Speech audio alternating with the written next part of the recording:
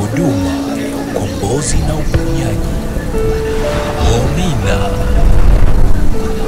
Hosanna Ministry of All Nations, kutoka kwa Mtume G.K. Mwansasu.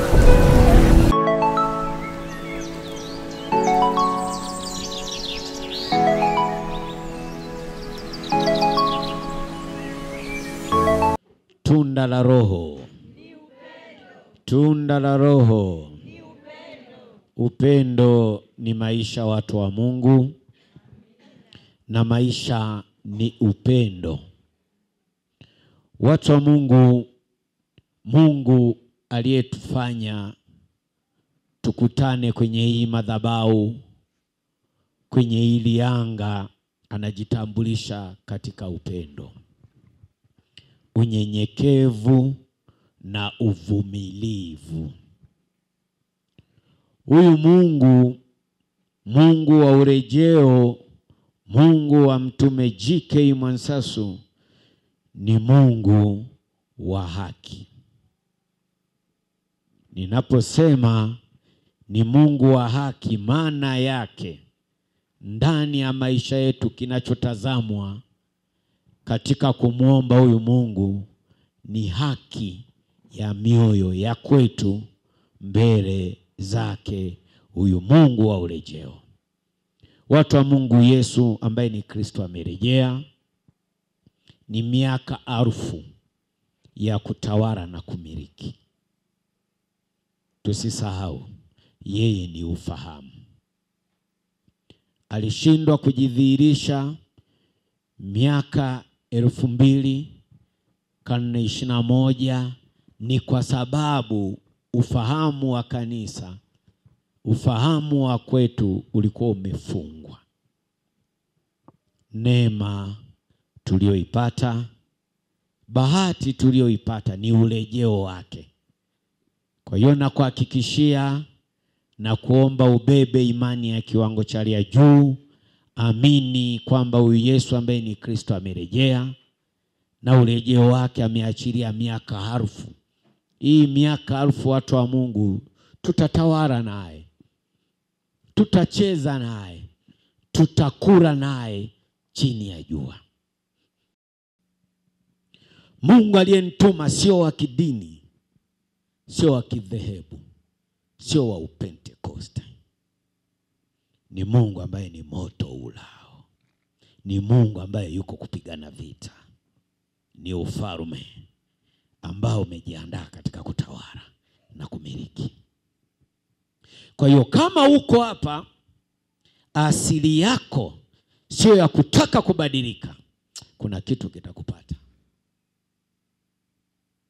Kuna kitu. Kuna kitu. Kuna kitu.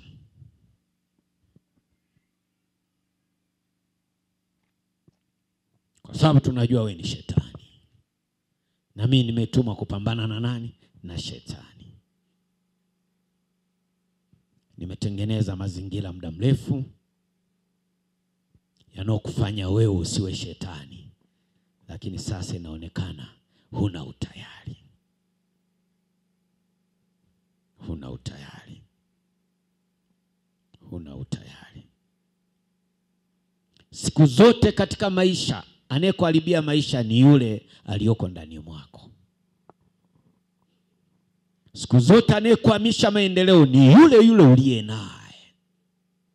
Ni yule yule.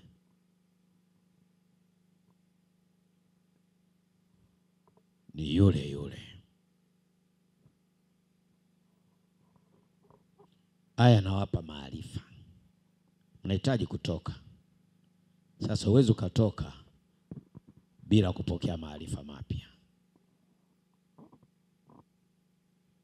Umesumbuka muda mrefu, umehangaika muda mrefu.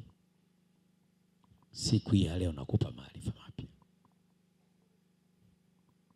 Uwe tayari kuyafanyia kazi. Kama huna utayari wa kuyafanyia kazi, kuna kitu kinaenda kutokea kwako ambacho kitakutenga wewe na sisi.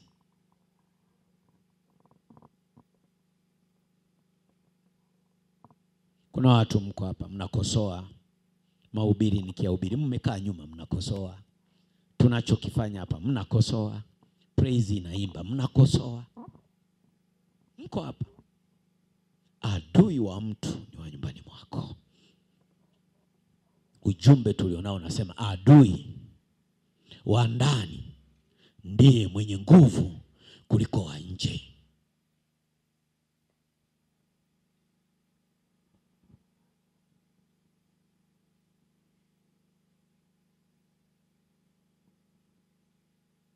Kanisa limeshindwa kutoka ni kwa sababu adui yuko humo. Wewe na maisha yako unashindwa kusonga mbele kwa sababu una adui ndani mwako.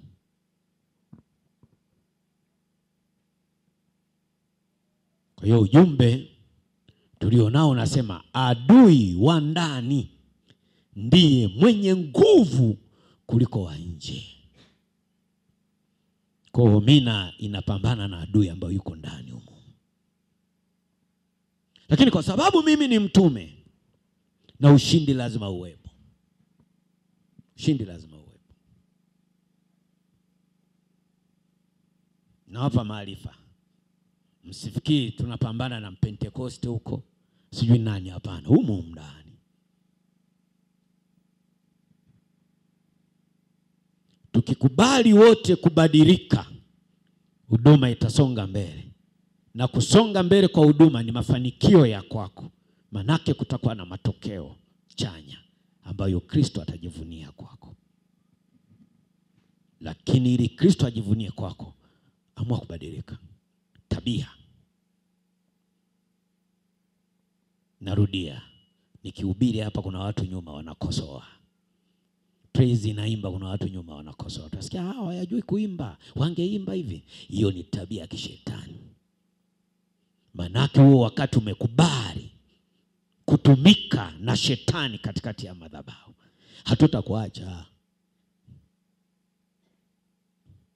Hatutakuacha. Hatutakuacha.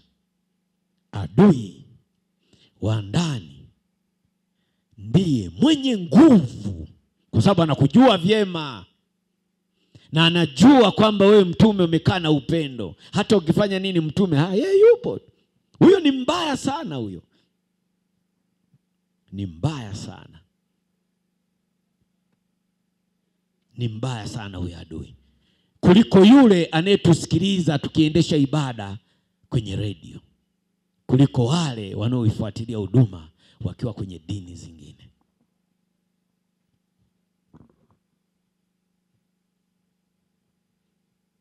Mwaka mmoja kwenye hii vita ya kiinjili, wakati naingia kama mtume, nimeshtakiwa mahara. Mimi pale niliuliza tu, hao walionishtaki mnaonisomea shtaka, hao kwamba hawa ndio walionishtaki, hawa wanajiita wa Pentecoste. Nilishtakiwa na wa Pentecoste. Lakini katika ile mahakama mimi nichohoji, hawa sawa ni wa Pentecoste. Naomba niulize, askofu wa Roma ni yuko wapi?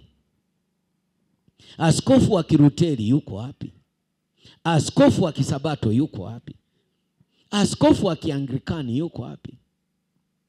Askofu wa Moravian yuko wapi? Kwa nini hawa wapo? Wapo hawa. Upentecoste. Adui wa ndani ni mbaya. Mimi ndo nilioje hicho. Wanaonishtaki ni wa Pentecoste wenzangu. Kumbuka ujumbe tulionao leo unasema adui wa ndani ndiye mwenye nguvu kuliko wa nje. Kristo wanaomrudisha nyuma ni hawa wanaojiita wameokoka.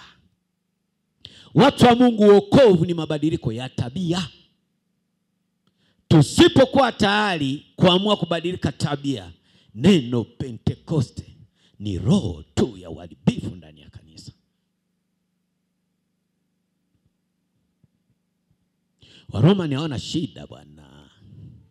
Waruteli hawana shida.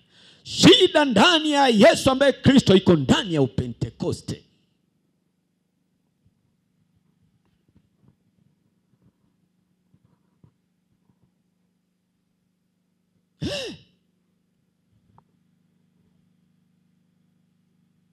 Jitathmini, hayo maisha unayopitia ni ndani mwako. Mume wako, mkeo, mwanao, shangazi yako, binamu yako, nani? Hao ndo wabaya.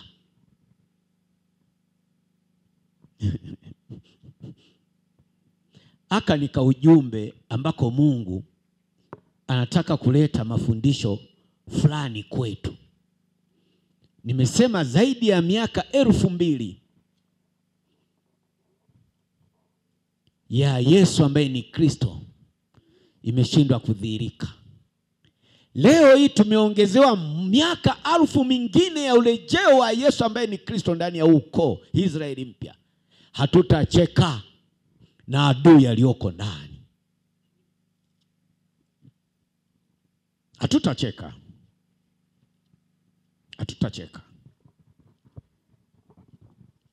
Lengo na kusudi ni kumdhihirisha Yesu ambaye ni Kristo. Kwa namna gani? Matokeo ya kanisa. Na ukumbuke, na matokeo ya kanisa hayaji bila kuonyesha mabadiliko ya tabia. Kumbukeni juma lililopita nimesimama hapa nimehubiri kwamba walio dhorotesha injili ya Yesu ambaye ni Kristo ni mitume wa Yesu. Niliwafundisha hapa. Tukiwachukua mitume wa Yesu, manake ni wale wa ndani.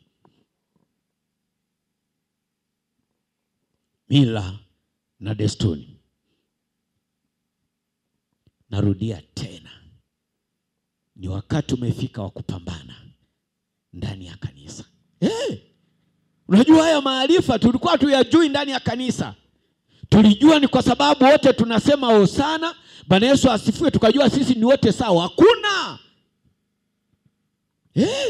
Ayubu 1:6 inasema ilikuwa siku moja ambayo hao wana wa Mungu walikwenda kujiweka mbele zake Bwana. Ni mfano wa siku ya leo. Sisi ni wana wa Mungu. Tumekuja mbele zake Mungu. Mbele zake Mungu ambako sisi tumekuja tukutane. Kuna nini? Tujifunze kwa Ayubu. Shetani naye akaenda kati yao. Mimi nasema wakati nashtakiwa na Wapentekoste, hakimu aliyosimamia hilo shtaka nilimhoji kitu kimoja. Hawa maaskofu wa Roma ni wako wapi? Mbona hapa hawajanishtaki mimi? Maaskofu wa Kiruteri mbona hawajanishtaki? Hawapo hapo kwenye shtaka lako. Anglican hawapo. Moravian hawapo. Sabato hawapo. Kwa nini wapo wa Pentekoste? Unataka kuniambia Homina Gospel Radio ambayo mimi mtume G.K. Mwansaso nahubiria, wanaosikiliza ni wa Pentekoste peke yao? Hawa wako wapi? Yule mheshimiwa hakimu nilimwambia kitu kimoja: jihadhari na wanaojiita wa Pentekoste. Jihadhari na wanaojiita wa Pentekoste. Ni adui wa kanisa. Ni adui wa kanisa. Unajua ujumbe wa Ayubu unamaanisha ilikuwa siku moja ambayo hao wana wa Mungu walikwenda kujiweka mbele zake Mungu. Yaani manake waliondoka watu na uokovu wao ili wakamlilie Mungu, ili Mungu aweze kuonekana mbele yao. Je, ndani ya hiyo ibada kulikuwa na nini? Tunajifunza. Haya ni maarifa. Shetani naye akaenda kati yao. Hapa akosi shetani yupo. Ndio hao wakaidi ambao tunawaambia badilika tabia, hawana utayari. Hao ndio adui zetu hapa. Hatutawaacha. Hatutawaacha. Kumbukeni ujumbe nimesema adui wa ndani ndiye mwenye nguvu kuliko yule wa nje. shtaka lilisomwa, unashtakiwa, unalalamikiwa na umoja wa Wapentekoste. Unaona? Na wakati na mimi ni Mpentekoste. Kumbe ndani ya Upentekoste naye shetani alienda kakaa ndani mwao. Ni kwa namna gani? Shetani ni roho ya tabia iliyo mbaya, na Mungu ni roho ya tabia iliyo njema.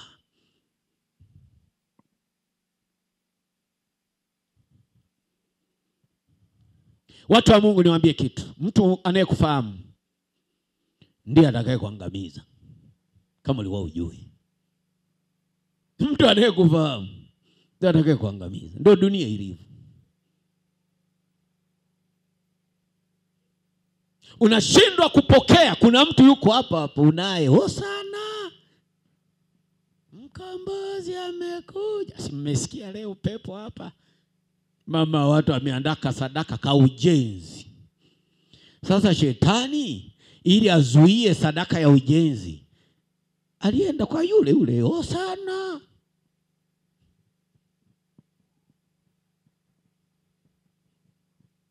Mimi nilishawaambia mkiwa hapa, mpende sana jirani yako, lakini usimwamini. Bado hamnielewi. Wana wa Mungu, watu wa Mungu, mtu anayekufahamu ndiye atakaye kuangamiza.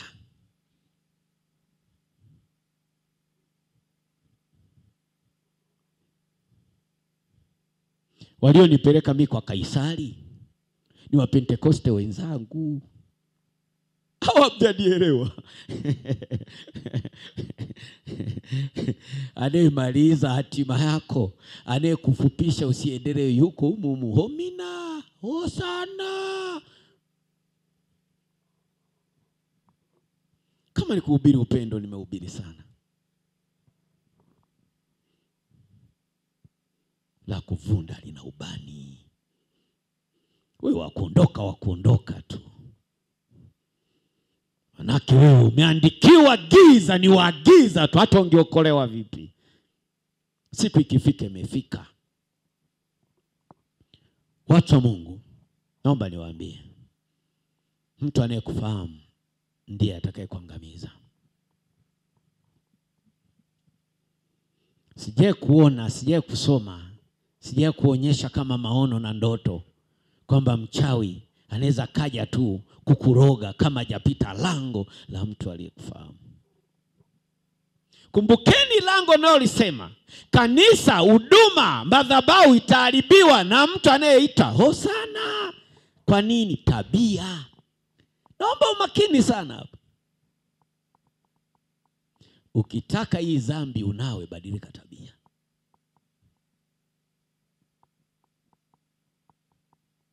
Mimi ndo naye pambana hapa. Tunaimba hapa, ibada zinakuwa ngumu kwa sababu kuna watu nyuma wanabishana na uimbaji wetu. Yaani ni vitu vya ajabu. Ni guloho gumekuingia. Kuna watu hapa anahubiri, anakosoa. Sasa wanakuja kufanya nini? Lakini kwa sababu wewe ni shetani, njoo.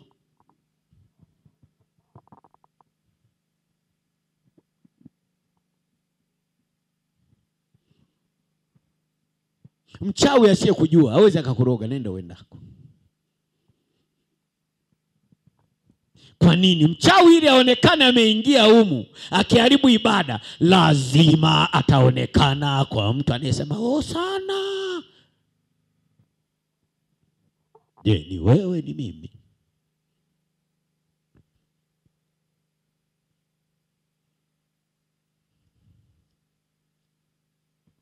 Watu wengi, watu wa Mungu hamjui, mnaishi na maadui. Kanisa linahangaika tu na wapagani. Hakuna adui wa kanisa, ni hao wanaojiita wameokoka hao. Tunahangaika tu. Mnatoa na jasho, tumpige mpagani, wamekaa huko Nzenge. Nini mnaone? Pigeni wako humu. Shughulikieni tabia.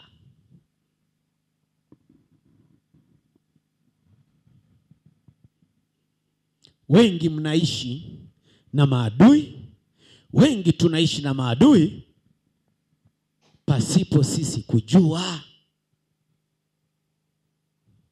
Sasa nikupe siri.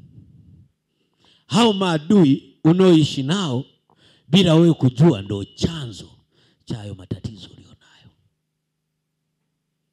Sijasema adui fulani ndo adui wako. Mimi nanawa. Baki achelewe kwenda polisi. Kama Mtume amesema sisi wachawi. Mimi sijasema we mchawi. Mimi nasema ili nikuhubirie, na umekuja mara hapa, badilika nini? Tabia. Badilika tabia. Kwa nini nasema Mungu ni tabia iliyo njema na shetani ni tabia iliyo mbaya yenye uovu inayobeba roho ya kichawi? Msifikie uchawi ni kupaa. Uchawi ni haya maneno hivi ndio unaroga hivi.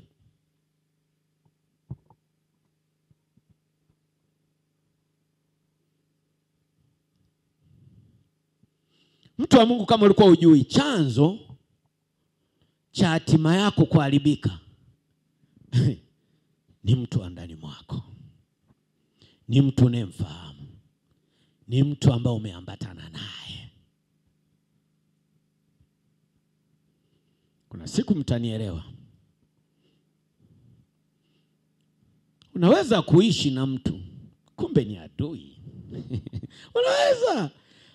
Yala kama umeolewa na huyu mwanaume kumbe ndo adui yako. Unaweza kama umeoa huyu mwanamke kumbe ndo adui wa maisha yako. Hawa mjui maana yake nini? Watu wa Mungu hamjui. Wewe ulichotazama, umetazama ndoa. Lakini ujui ni kwa nini uvuki na ndoa yako. Mume wako ndo chanzo. Mke wako ndo chanzo.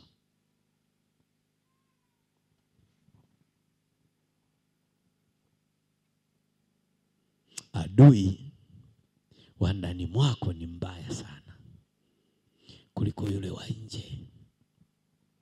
Kwa hiyo Mungu amesema niwaambie, kama ulikuwa ujui chanzo cha tatizo lako ni mtu wa jirani yako.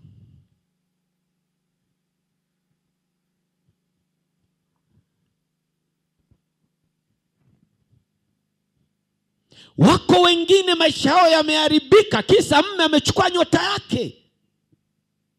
Wako wengine wanaume hata ajira wana, kila wakigusa mahala hakuna mafanikio, kumbe ni mke kachukua nyota mume wake kaiweka uvunguni. Yapo watu wa Mungu.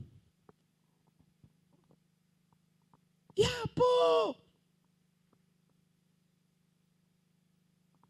Hii ni dunia. Kanisa linashindwa kusonga mbele. Adui yuko ndani ya kanisa. Niliwafundisha kwamba Wakristo wa karne ile ya kwanza baada ya Yesu kufufuka walisema uwezo kupata uokovu bila kuingia kwenye mila na desturi za tohara na sheria ya Musa.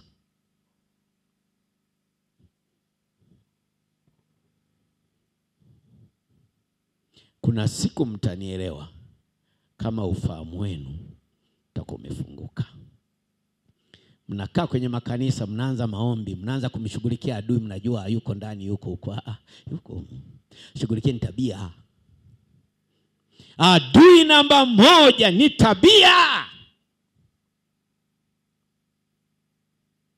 Hapa panahitaji upendo. Unapoingia ambaye huna utayari wa kuwa na upendo, ndio adui wa kanisa. Siku mtanielewa. Lakini ninachotaka kusema zaidi, changamoto na matatizo unayopitia, chanzo chake huyo adui hayuko mbali. Tathmini marafiki zako. Tathmini ndugu na jamaa. Maisha mnayoishi, mnaishi maisha ya namna gani? Mtu wa Mungu anayekufahamu ndiye atakaye angamiza maisha yako. Niwape siri mpya. Mchawi asiyekujua hawezi akaja akakuloga.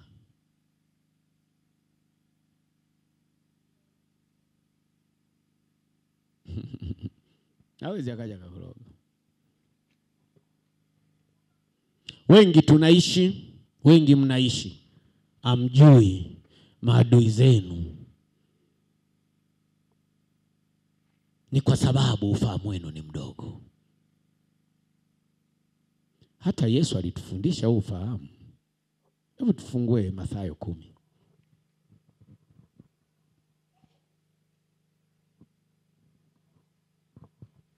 Tunaishi na maadui zetu bila kujua.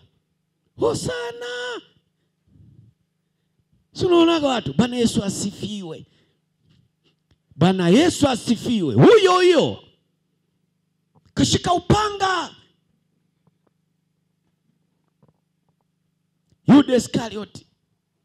Yesu ni Bwana, na yeye anasema Yesu ni Bwana. Amina. Kumbe upanga upo. Hata kumdaralisha. Kuna watu mko hapa mnakesha ili tu mtume adalalishwe, mko hapa. Kama ni wewe sawa. Utajua badilika tabia. Unanidalalisha kwa namna gani? Tabia inaong'ang'ania kwako hiyo. Usifikiri udalali unaofanya ni upi. Kama utaki kuwa dalali ambao unasomeka unataka kumdalalisha mtume mwanzo, badilika tabia. Unaniangalia? Badilika.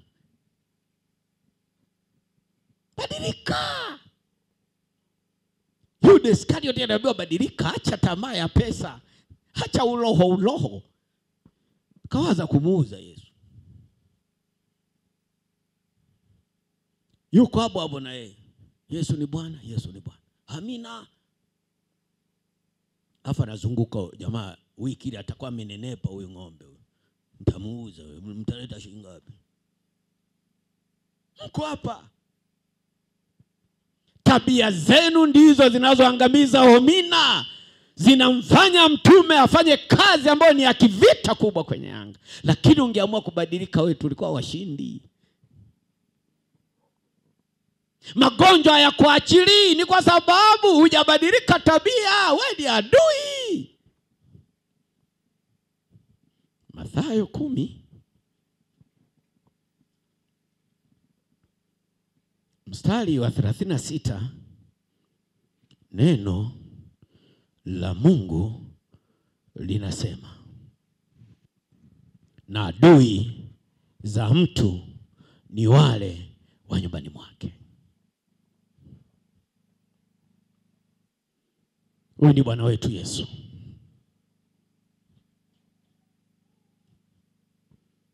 Yesu hakutaka kuonyesha ubaya na wapagani.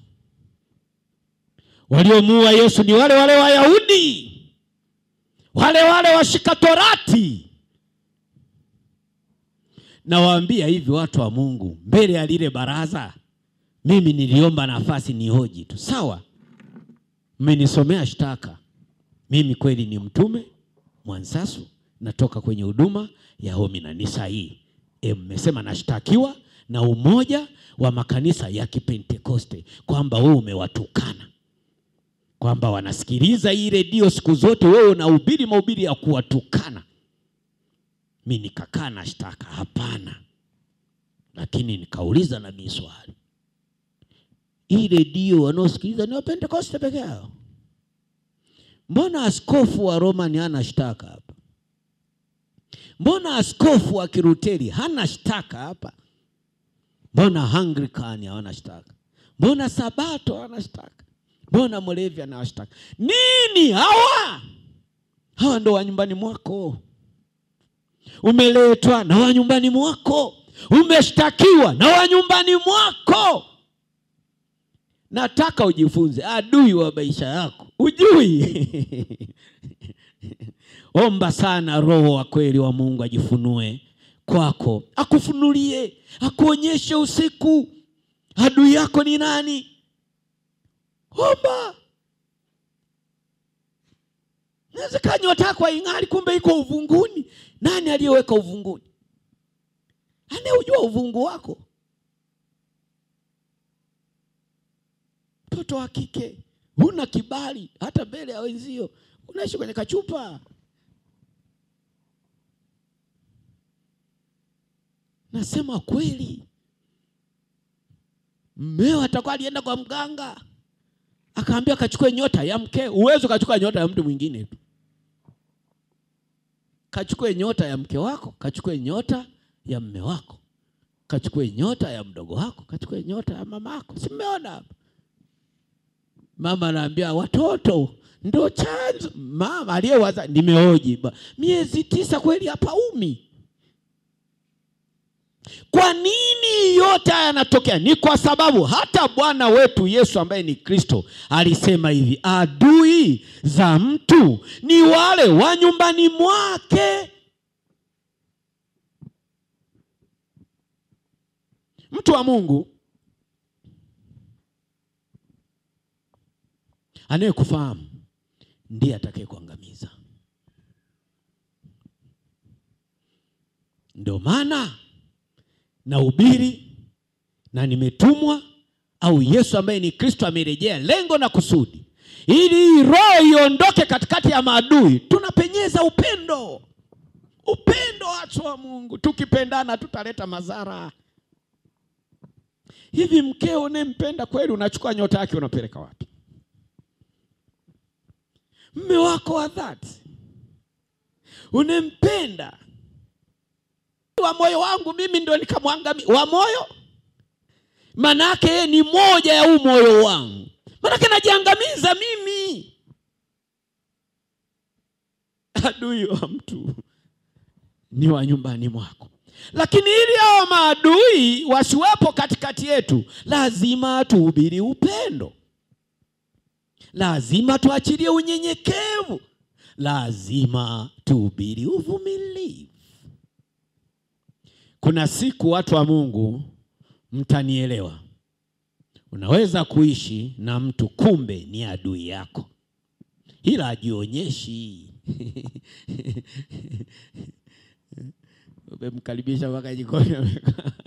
Wewe cha ujinga wewe.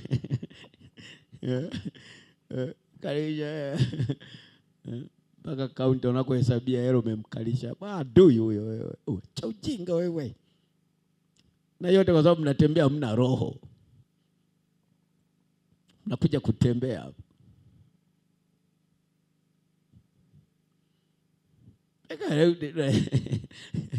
Cha ujinga wewe. Cha ujinga. Ndani roho hayumo. Sio kukustua. Sio kukustua. Unaweza kuishi na mtu kumbe ni adui yako, ila wewe kwako hajionyeshi, anajifanya ni mwema. Anajifanya. Wewe jiulize, yeye kila siku tu nikopeshe. Unajua vitu vingine. Hivi nyinyi kwa nini mnazubaa au mnalogwa? Au mnalogwa? Sasa nyinyi watoto wa kike. Huyu mtoto la kiume ni baba lizima ambao ndio litafutaji linakuja kwa kwetu nikopeshe. Wewe ni mwe ni mjinga huyu. Wewe mtoto wa kike ndio una hela, afu yeye mtoto wa kiume? Wewe ni kama utapeli huyu. Maana hawezi akakurudishia huyu. Hana.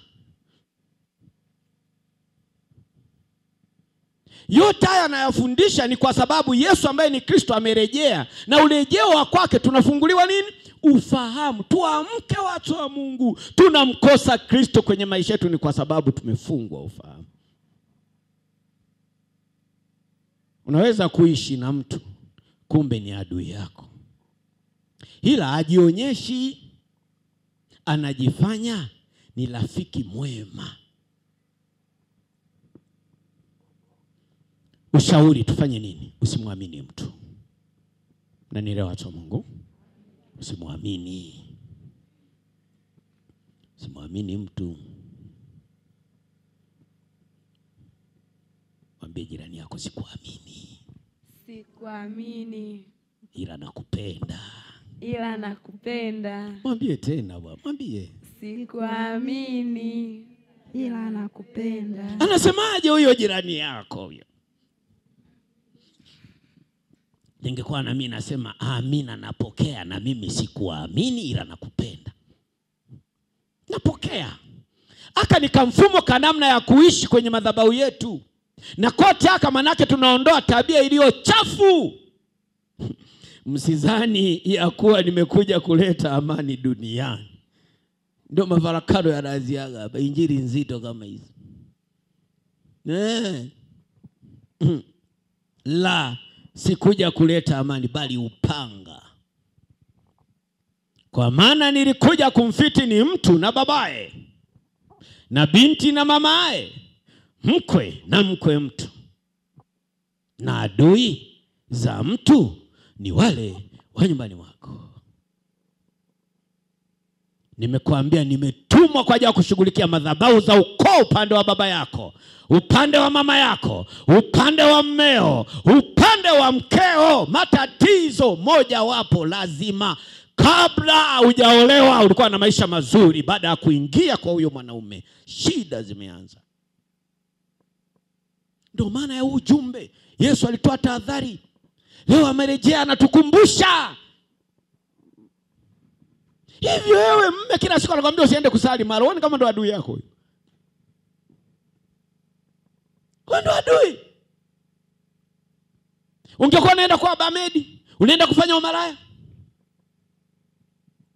Ajijui mmeo kwamba ni adui, ni kwa sababu nini? Tabia alionayo ya wivu. Shetani ameingia ndani mwake ili kufupisha na kuharibu hatima ya Mungu aliye naye.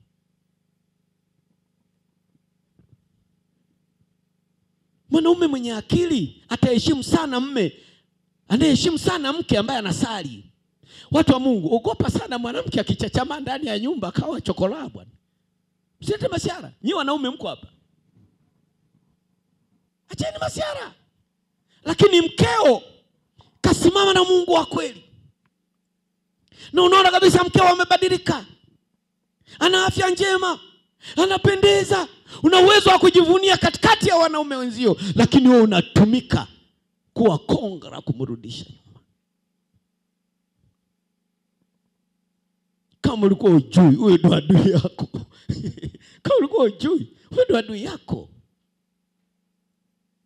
Wewe ndo adui yako. Anataka ukapikage viungu kule.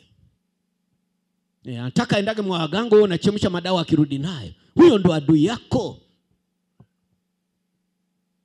Na adui za mtu ni wale wa nyumbani mwake. Usifikie adui anatoka kwa barozi. Humo ndani mwako. Humo. Na leo Ngara Njombe ukiona mkeo ameokoka, fly. Ngara Njombe wake wa watu wanashinda kwenye magesti, wanashinda kwenye stare, wake wa watu. Mkeo anaenda kusali, wewe unalia. Wewe ni adui wa huyo mke. Mume wako ameokoka, mtoto wa kike unainuka. Angalia wanaume, angalia wanawake wenzio wanavolia na waume zao. Wewe amka, wewe amka, acha ujinga. Hili ni anga. Ngara Njombe linanena uzinzi, zinaa. Watu wanaandamana kwenye magesti, yamejaa magesti Njombe. Unafikiri wanaoenda huko ni akina nani? Wake wa watu, waume wa watu.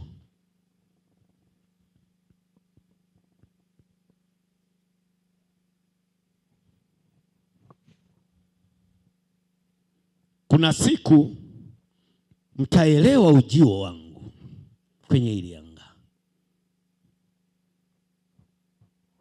Tumwa kuwakomboa.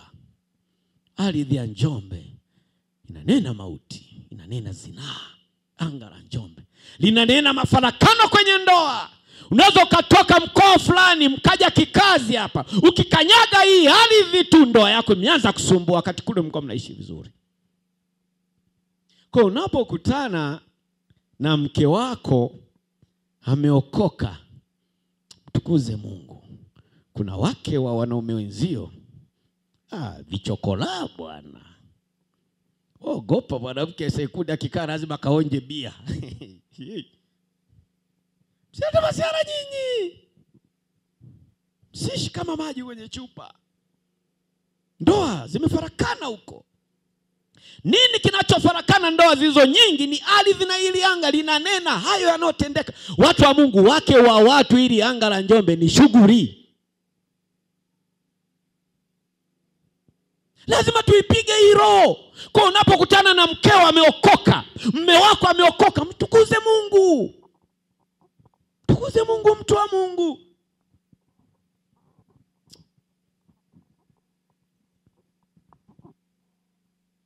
Mtu anayekufahamu ndiye atakaye kuangamiza.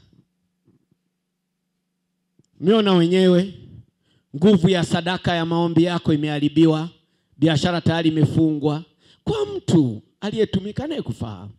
Simesikia huyu mama, biashara imefungwa tayari.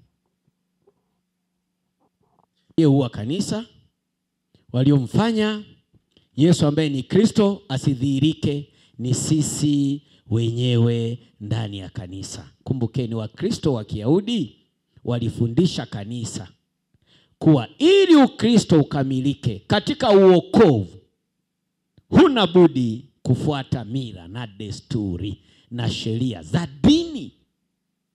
Na sheria za nini? Tunda la Roho. Tunda la Roho.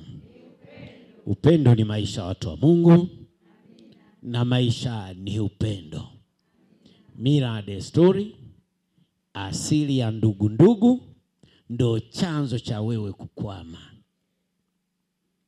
Anaomba hiyo ulionayo ni ndugu yako, kumbe ni roho imetumika kwa ajili ya kukumaliza. Wakristo wa Kiyahudi walilifundisha kanisa kuwa ili Ukristo ukamilike katika uokovu, hawana budi kufuata mila na desturi na sheria za dini ya Kiyahudi.